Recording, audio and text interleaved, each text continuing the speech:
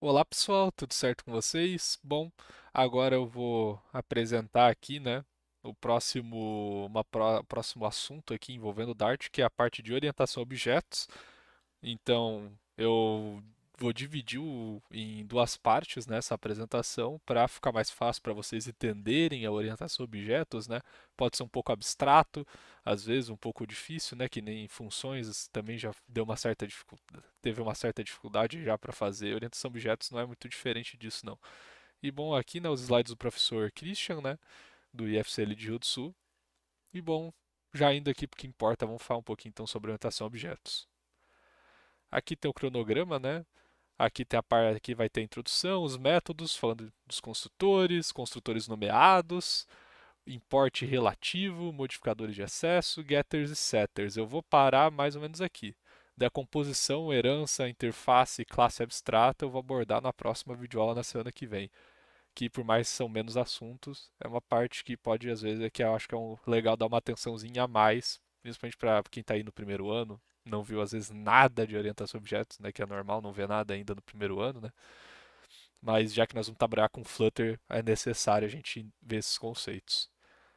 Bom, introdução. Diferente de linguagens como Java, que vocês trabalham aí, então tem um referencial aqui, que tudo ocorre dentro das classes, o Dart não é necessário ter uma classe para funcionar o código, né? Como vocês mesmo já viram, a gente não precisa de classes para fazer. Por mais que no Java vocês não estão trabalhando com orientação a objetos, de certa forma vocês estão trabalhando com orientação a objetos, que o Java tudo é feito com orientação a objetos, podemos falar dessa forma. No Dart não é bem assim. Ele é uma linguagem dinâmica diferente do Java ali. É uma linguagem que não é necessário fazer tudo, não é necessário programar orientado a objetos, mas a gente vai precisar programar orientado a objetos para algumas coisas aqui.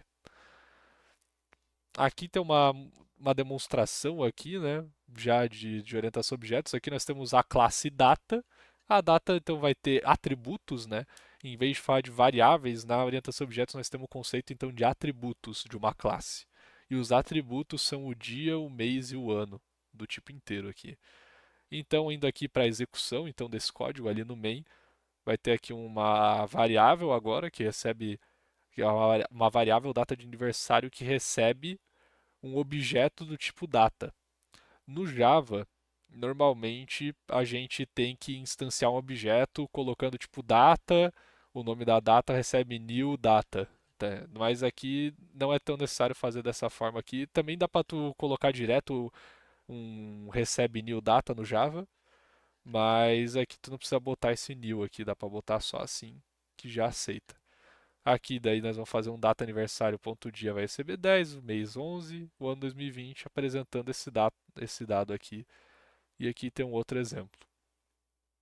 Isso, né, é quando os atributos são públicos. Depois eu vou falar sobre o encapsulamento de atributos mais para frente, vai ser abordado. Métodos. Os métodos seguem as mesmas características das funções, né?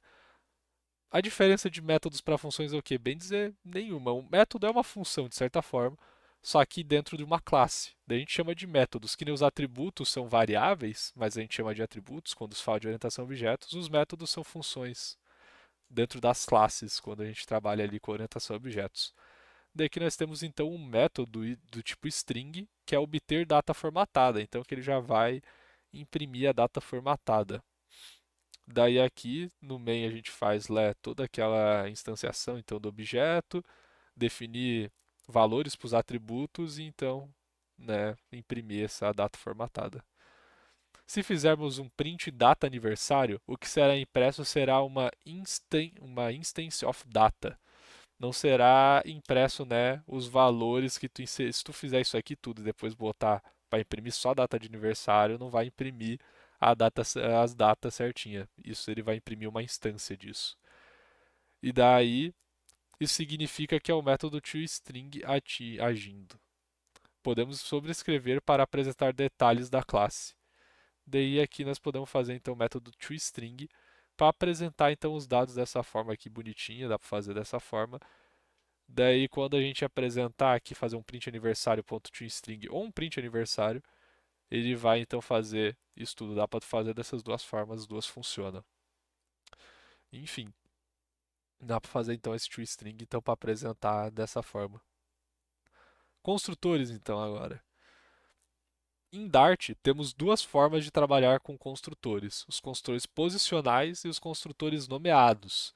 E um detalhe importante é que em Dart podemos ter tanto construtores posicionais quanto nomeados em uma classe, porém só podemos ter um construtor posicional.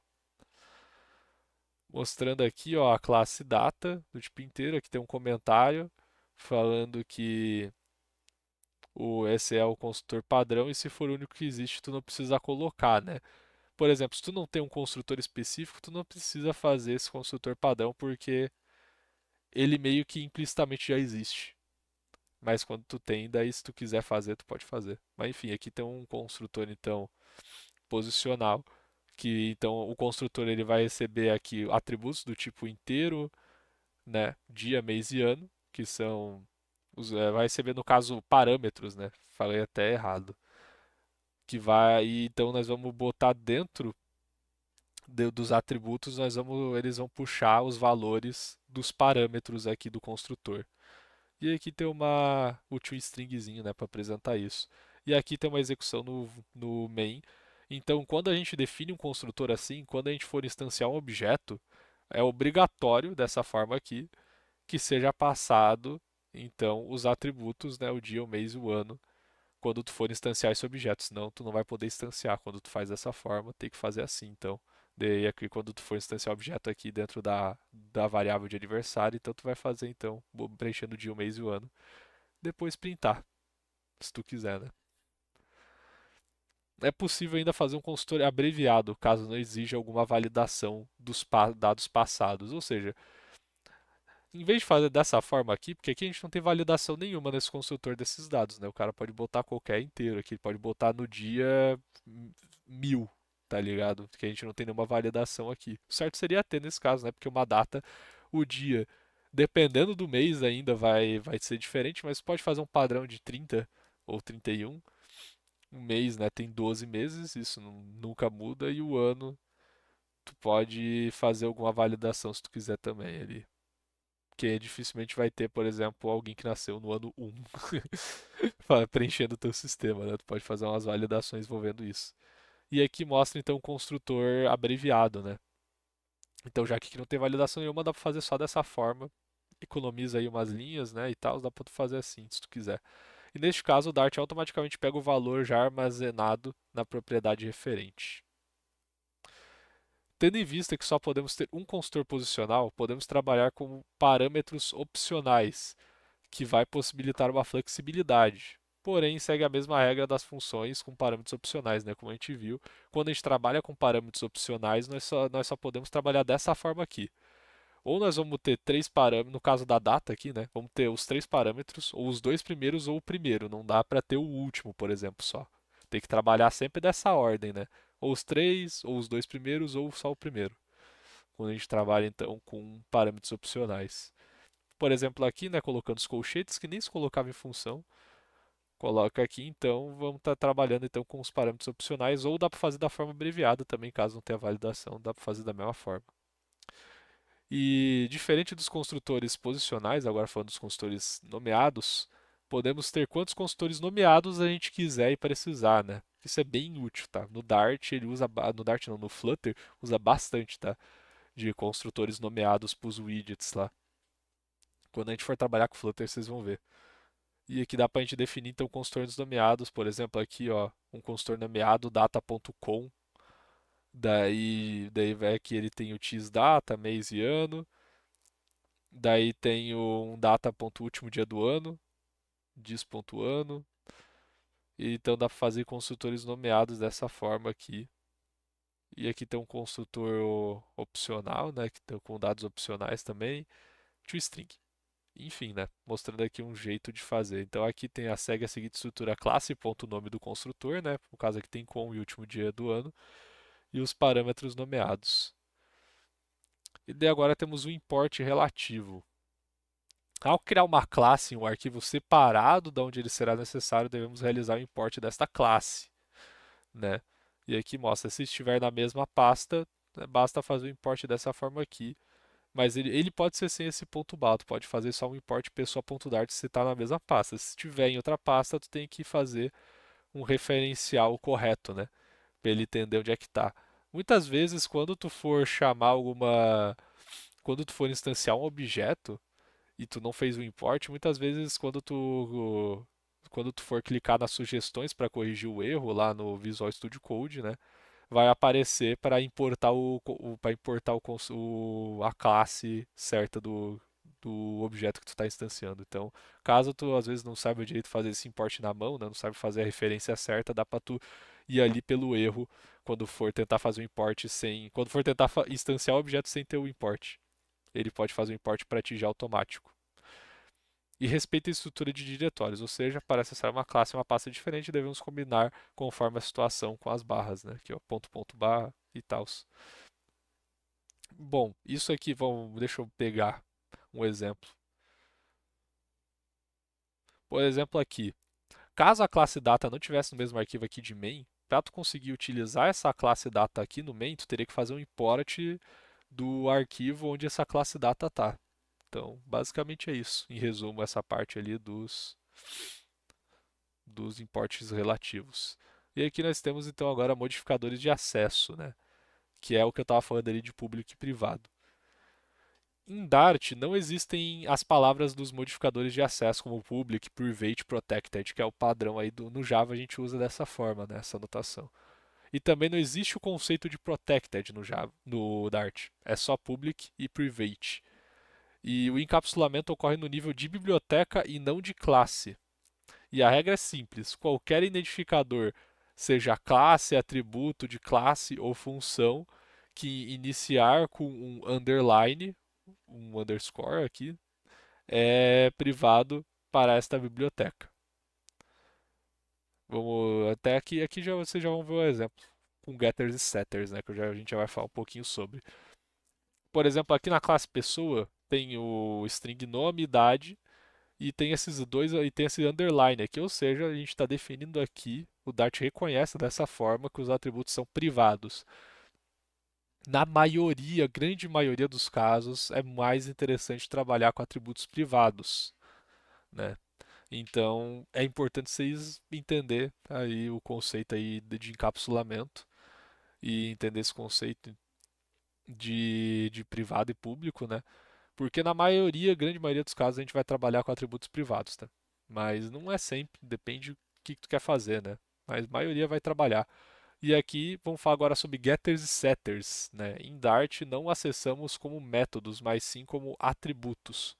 Porque no Java, quando tu vai fazer o get e o set, tu cria basicamente métodos de get e set, né? Falando um pouquinho do get e o set antes, porque eu acho que aqui não é bem explicado, o get vai retornar a função, vai retornar o atributo, né, da tua classe, porque quando ele é privado, tu não pode chamar esse atributo fora dessa classe da maneira que tu quiser. Não é bem assim que funciona. Para isso, nós temos o get, que daí vai retornar esse valor desse atributo em qualquer lugar que tu chamar ele. E o set, então, é para a gente então setar um valor para esse atributo, né? Porque a gente não pode simplesmente botar, por exemplo, sei lá, eu tenho uma classe pessoa eu instanciei um objeto do tipo pessoa que o nome desse objeto é João. Daí eu quero botar que o nome do João é João. Eu não posso simplesmente fazer isso quando o atributo é privado, eu tenho que botar um set nome. E no caso do Java, por exemplo, são métodos os getters e setters. No Dart não, eles são atributos, né? Ele é como se fosse um atributo, que nem aqui vendo o exemplo, quando a gente fizer dessa forma, p1.nome, e quando a gente chamar assim, ele vai entender por o getSet ser trabalhar, ser entendido como um atributo no Dart, se tu fizer dessa forma, ele vai entender sim. Então tu pode fazer dessa forma como se ela fosse pública. Então é bem tranquilo isso, no geral, no Dart.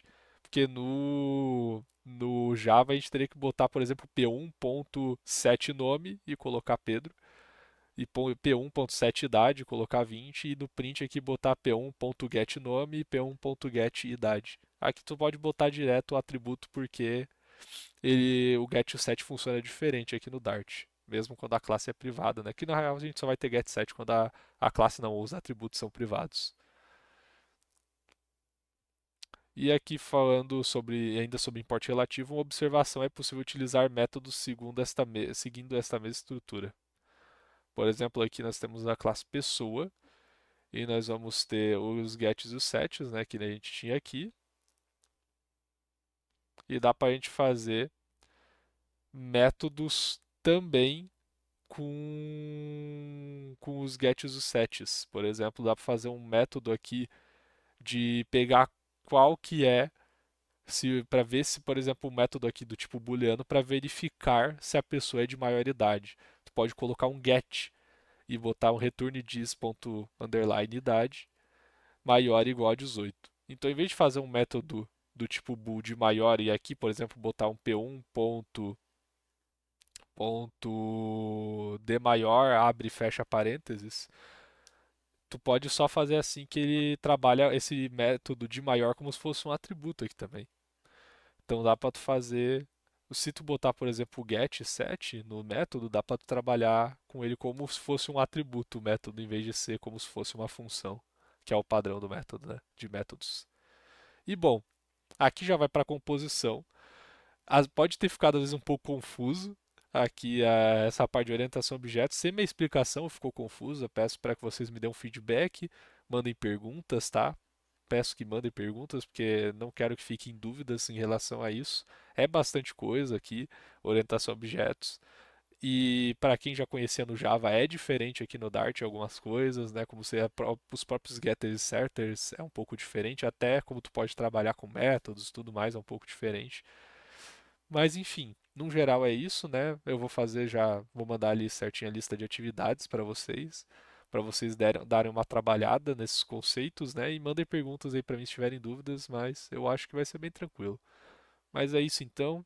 Espero que vocês tenham entendido tudo e desejo bons estudos e uma boa semana aí para vocês e um abraço. Até a próxima aí.